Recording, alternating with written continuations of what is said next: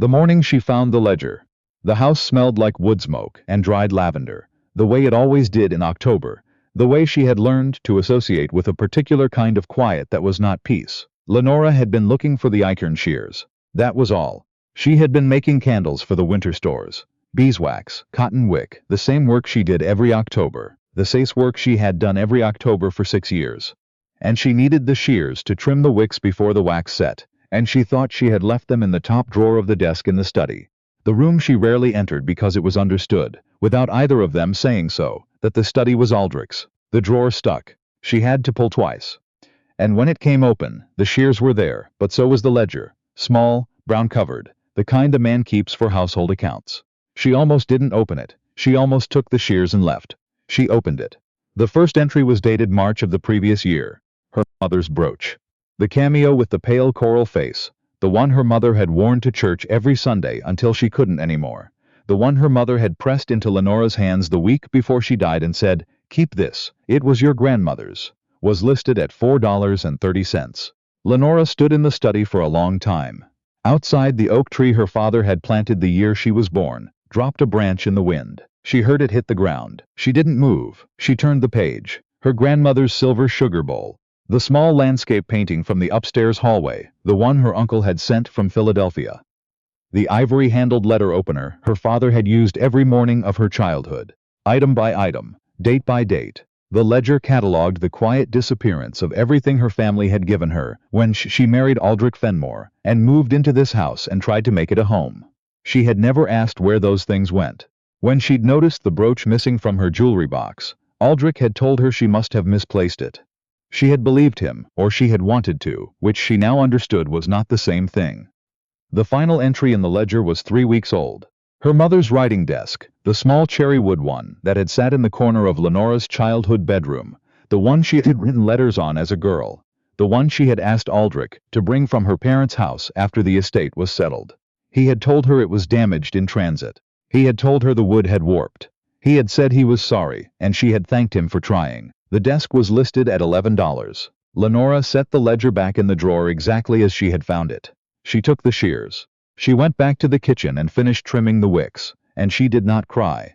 Because she had been trained since girlhood not to make a scene, and because somewhere beneath the shock there was a feeling she could not yet name. Something cold, something settling, something that felt less like grief and more like a door clicking shut. She was 31 years old. She had been married for 6 years. She had $8.60 in the tin box under the kitchen floorboard, money she had saved in small amounts over the course of 3 years from the household budget, never spending more than she was supposed to, never drawing attention to the fact that she was setting anything aside. She had not known, when she started saving it, why she was doing it. She knew now. Lenora Ashby had not chosen Aldrich Fenmore. She had been 25 when her father's business partner, a man named Mr. Gould, suggested the match. Her father had been ill for 2 years by then, the kind of slow illness that made a man think about the future with increasing urgency, and Aldrich Fenmore was the kind of man her father understood. Steady income from the family mill, a house already established, no obvious debts, no obvious vices. He was 34, a widower, and he had presented himself to her parents' parlor in a good coat, and said the right things in the right order, and her father had looked at her afterward with such visible relief that she had felt something harden in her chest, and said yes before she had finished thinking. She had told herself it would be fine. Many marriages began this way. Affection could develop. She was not a girl who expected poetry. What she had not expected was the specific quality of Aldrich's indifference. Not cruelty, not temper, not any of the things she might have anticipated and prepared for. He was not unkind to her. He was simply not interested. He ate the meals she prepared and acknowledged her management of the house with the same tone he used when acknowledging a competent piece of equipment. He did not ask about her family after her father died. He did not ask about her thoughts, her health, her preferences in anything beyond what was strictly necessary for the running of the household. She had tried, in the early years, to reach him. She had learned what he liked at table, and made those things. She had kept the house precisely as he wanted it. She had listened when he spoke about the mill, about timber prices, about men she didn't know, and she had asked the right questions in the right places, and he had answered them, and that was what passed between them in the evenings. By the 3rd year she had stopped trying. She had found, instead, a kind of life inside the life. She kept a small garden behind the house, more than was needed, and she grew things her mother had grown. Chamomile, Sweet William, a climbing rose that came back every spring regardless of the winter. She read in the afternoons. She walked the road to town and back 3 mornings a week, and on those walks she had become, over time, acquainted with a woman named Cora Webb, who ran the dry goods counter at the general store and had opinions about everything and shared them freely. And that friendship, small and Tuesday and Thursday shaped, had become one of the things Lenora held on to. She did not speak to Cora about Aldrich. She did not speak to anyone about Aldrich, because there was nothing to say that wouldn't sound like ingratitude. He had never struck her. He had never publicly humiliated her. He kept the household funded and the roof sound. In the judgment of every person who knew them, Lenora Fenmore was a fortunate woman who perhaps lacked warmth in her domestic life, but certainly lacked nothing material. She had believed this herself, or near enough. She had believed it until she opened the drawer. The first thing she did was calculate. She did it the way her father had taught her, carefully, without emotion, in a column. What she had: $8.60 in the tin box, a good winter coat, 2 dresses that could pass in town, the knowledge that her maternal grandmother had left a small piece of property in the hills outside Calder, 40 acres, unfarmable upland, timber mostly, which had been in the family for 2 generations and which Lenora had inherited when her grandmother died 5 years ago, just before the marriage. She had never seen it. She had never had reason to. Aldrich had never mentioned it. She was not certain, until she thought carefully, that Aldrich knew it existed. What she needed: a way to reach Calder, which was 42 miles north, a way to understand what the land was worth, and what could be done with it, what she had to leave behind. 6 years of her life, which could not be recovered, and a house that was not her home, and a man who had sold her mother's brooch for $4.30, and told her she must have misplaced it. She gave herself 3 weeks.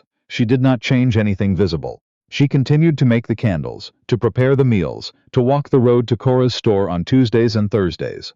She continued to sit across from Aldrich at dinner and listen to him talk about the mill and ask the right questions. She smiled at the right moments. She thanked him when he passed the bread. But on the Tuesday after she found the ledger, she went to the general store, and, while she was there, she asked Cora, very quietly, as if it were a casual question, whether she knew anything about the property assessment office in Calder. Cora looked at her for a moment. Cora was the kind of woman who noticed things and did not always say so. "My cousin Bertram works out of the land office up there," Cora said. "He's a fair man. Why?" "I have some inherited land I've never looked into," Lenora said. "I've been thinking it's past time." Cora wrote down an address on a piece of paper and slid it across the counter. She did not ask anything else. Lenora put the paper in her coat pocket and bought flour and dried beans and walked home. The following Thursday she asked if Cora might, sometime, know of anyone traveling north toward Calder in the coming weeks. She phrased it lightly. Cora looked at her again with that careful look. "As it happens," Cora said, "my brother-in-law hauls timber up through Calder every other week. He goes Tuesday mornings, comes back Fridays. He's a decent man and his wife would probably send you a pie if I asked her to." "I wouldn't want to impose," Lenora said. "No imposition," Cora said. "You'd be company. He doesn't talk much but he's reliable, and that's more than you can say for most." Lenora went home and packed a bag that evening, slowly, taking only what she could carry without it being obvious. Her good dress, her winter underthings, her mother's small Bible that had been on her bedside table and which Aldrich had never touched, the $8.60 from the tin box, and the piece of paper with Bertram's address on it. She put the bag in the back of the wardrobe behind her summer things. She closed the wardrobe door. She slept soundly that night, which surprised her. The morning she left, it was raining. She woke before 5, dressed in the dark. She had gotten good at moving quietly in this house, though she could not say when that had happened, and carried her bag down the back stairs, and through the kitchen and out the door she used every morning to check the garden. She did not leave a note. She had thought about this. She had thought about what she might say, and she had considered honesty, and she had considered kindness, and she had decided that she had been doing both for 6 years, and that Aldrich Fenmore had not reciprocated either, and that he would understand what her absence meant better than he had ever understood anything she might have written. She walked to the crossroads, 3/4 of a mile, with the rain coming down steadily, and her coat doing its job. Cora's brother-in-law, his name was Henry, and he was in fact a man of few words, was waiting at the crossroads with a covered wagon and 2 patient horses and a canvas that kept most of the rain off. He nodded at her when she climbed up. He handed her a small bundle wrapped in cloth, which turned out to be the pie his wife had sent. "Ready?" he said. "Yes," she said. They went north. Lenora had not left this part of Virginia in 6 years. She had not understood until she was outside it how much the house had compressed her. It was not a small house. It was, in fact, a respectable size, with good proportions and a proper parlor and a kitchen garden that she had expanded herself. But it had a quality that she recognized now, in its absence, as atmospheric. Not the walls, not the furniture, not any specific feature, but a kind of weight that existed in every room, the accumulated weight of a life she had not chosen and could not leave, and had tried very hard not to resent. Out here, on the road, in the rain, with Henry's horses moving steadily north through the red clay hills, she could breathe in a way she had not breathed in years. She ate the pie. It was apple, with good spicing. She thought it was the best pie she had ever eaten in her life, though she suspected the circumstances had something to do with that. Henry pointed out things along the road when they passed them. A mill he had business with, a crossing where the road got bad in spring, a farmstead that had burned 2 years ago and was still being rebuilt. He didn't ask her questions. She was grateful for this. They stopped at midday at a tavern where the horses could water and they could eat something warm. The woman who ran the place, stout, efficient, with a competent manner that reminded Lenora of her aunt, brought them pork and biscuits and coffee without being asked. "Passing through?" the woman said, not particularly asking. "Heading to Calder," Lenora said. "Got family there?" Lenora thought about this. "Land," she said. The woman nodded, as if this made more sense than family. "Good timber country up that way." "So I've heard," said Lenora. They pressed on. By evening they had made good progress through the hills, and the rain had eased to a fine gray mist, and Lenora found herself watching the ridge line, and the way the timber ran across it. Oak, hickory, a good stand of chestnut, and thinking about her grandmother, who had been a woman who owned things and knew it, who had never asked permission to have opinions, and had therefore had a great many of them freely expressed.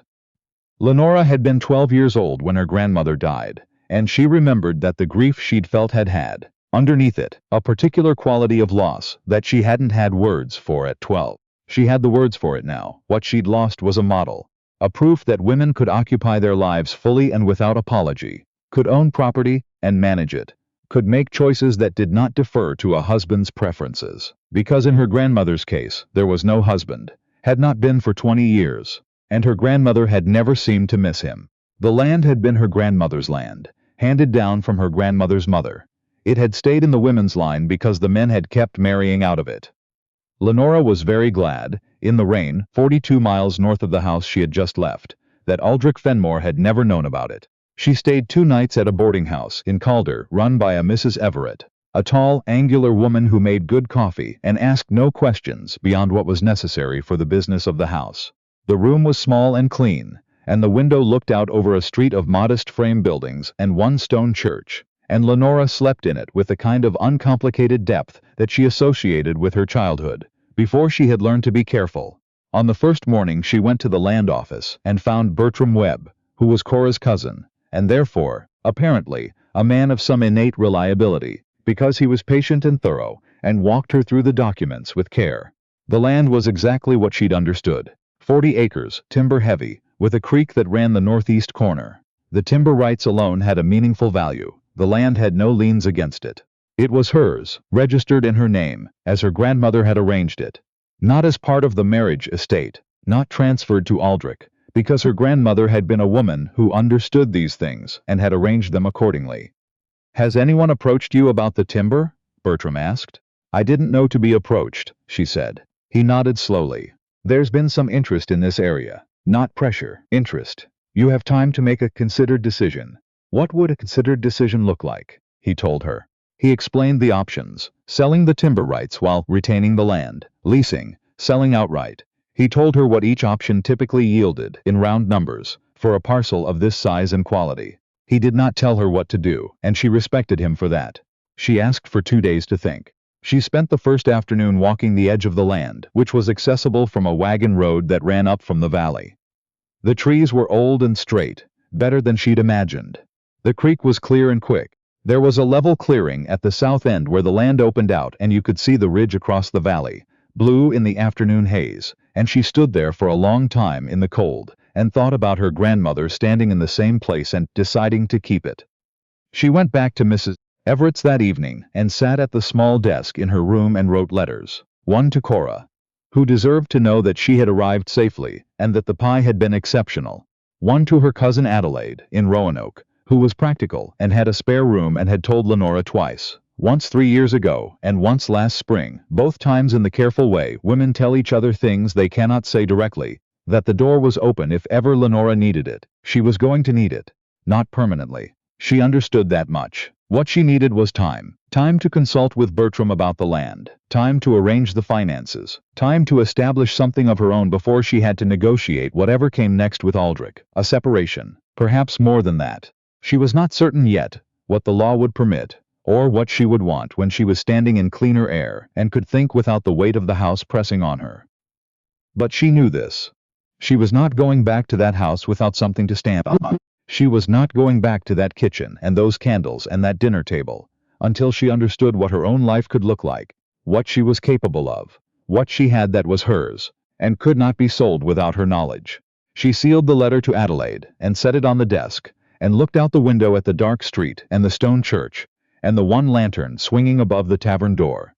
She was 31 years old. She had 860 cents and 40 acres of good timber, and a cousin with a spare room and a friend who had not asked a single unnecessary question. It was not nothing. It was, she thought, considerably more than nothing. Cora's letter reached her 3 weeks later, forwarded to Adelaide's address in Roanoke. It was brief and characteristic. Aldrich came to the store the day after you left. He asked if I knew where you'd gone. I told him I did not, which is true, as I did not know your precise destination. He did not seem, and I say this carefully, distressed so much as inconvenienced. He bought his tobacco and left. He has not come back. Mrs. Gould says he has a woman from his mill office managing the house now. I pass this along without comment. The rose you planted behind the store is still blooming, though it has no business doing so this late. I expect it will manage. Take your time. There is no hurry for anything except what matters. C. Lenora read the letter twice. The inconvenience. That word landed with a particular accuracy, naming something she had known without knowing she knew it. She had not been a wife to Aldrich Fenmore. She had been a function. And functions, when they cease to operate, are replaced by other functions. And there is no grief in the replacement, only administrative adjustment. She felt something loosen in her chest when she understood this fully. Not happiness. It was too complicated for happiness. But something like the last grip of a hand releasing. 6 years. She had given 6 years to a man who had felt her absence as an inconvenience.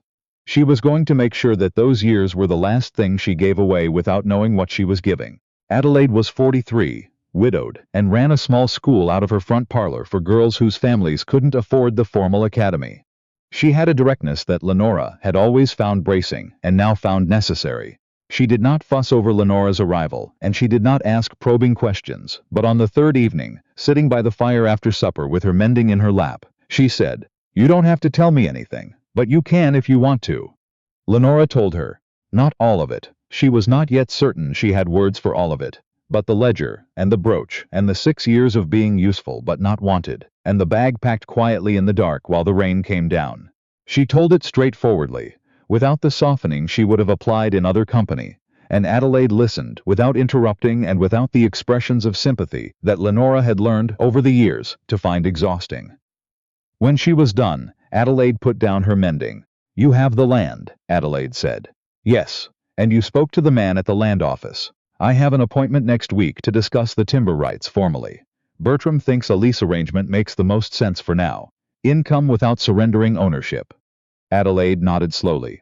"There's a woman in this town," she said, "a solicitor's widow who trained alongside her husband and has been doing his work since he died 4 years ago, though she can't officially hold the title. Her name is Mrs. Durant. Everyone who knows anything uses her. She is very good. Can she help with the marriage situation?"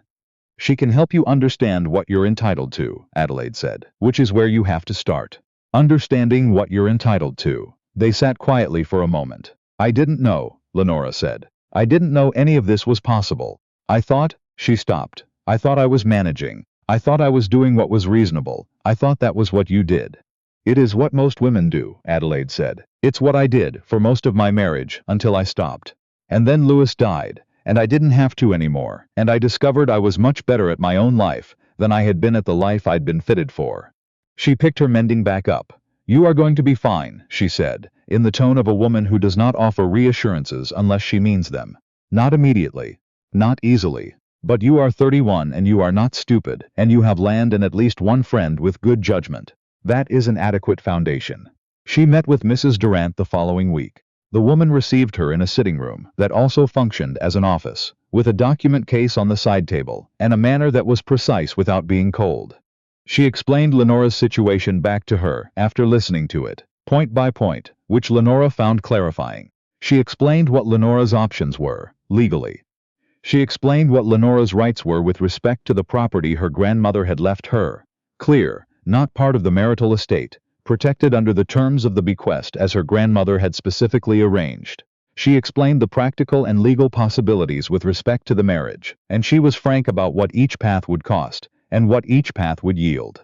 "What I want you to understand," Mrs. Durant said, before Lenora left, "is that you walked in here with more than most women walk in with. The land is yours. The documentation is sound. You have an income path if you pursue the lease. What you are looking for is a way to stand on your own ground." She paused slightly, as if noticing the aptness of what she'd said. "And the good news is that the ground exists. You own it. You just have to decide what to build on it." Lenora walked back to Adelaide's house in the pale November light and thought about that. What to build on it. She thought about her grandmother's clearing, the level south-facing land, where the trees gave way to open sky and you could see the ridge across the valley. She thought about her grandmother standing in that same light, making the same calculation. She thought about the rose behind Cora's store, that was still blooming in October because it had no business doing otherwise, and did it anyway. She thought about what she wanted her life to look like in 5 years. Not what was reasonable, not what was manageable, what she actually wanted. She discovered, quite a lot. By spring she had signed the timber lease, 3 years, fair terms, income that covered her expenses with enough remaining to begin thinking about what came next. She had, with Mrs. Durant's assistance, filed the necessary documents regarding the marriage. Aldrich had not contested. She had not been surprised. Contestation would have required him to care more than she now understood he was capable of caring. She had written to her brother, who lived in Staunton, and to 2 women from her childhood, whom she had lost track of during the Fenmore years.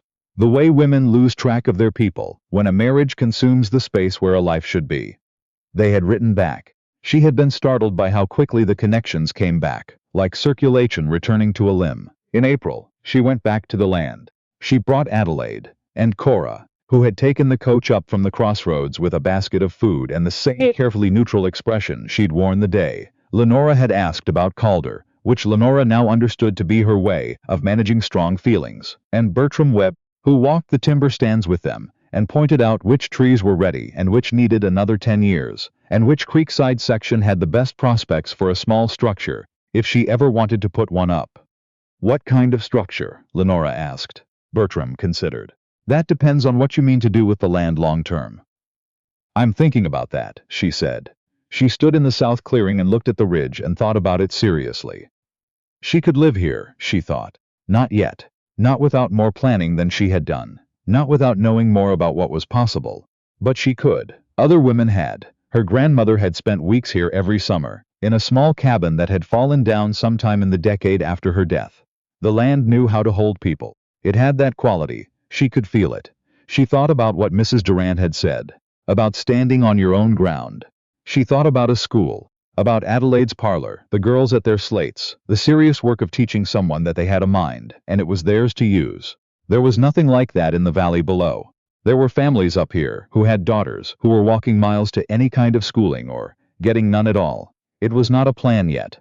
It was the idea of a plan, the shape a plan leaves before you fill it in. But she took out the small notebook she had started keeping since Roanoke and wrote it down in the clear April light, with the creek running behind her, and the ridge blue across the sky, while Cora and Adelaide stood nearby talking about the Rose situation, and Bertram pointed things out to nobody in particular about chestnut timber. At the top of the page she wrote the date.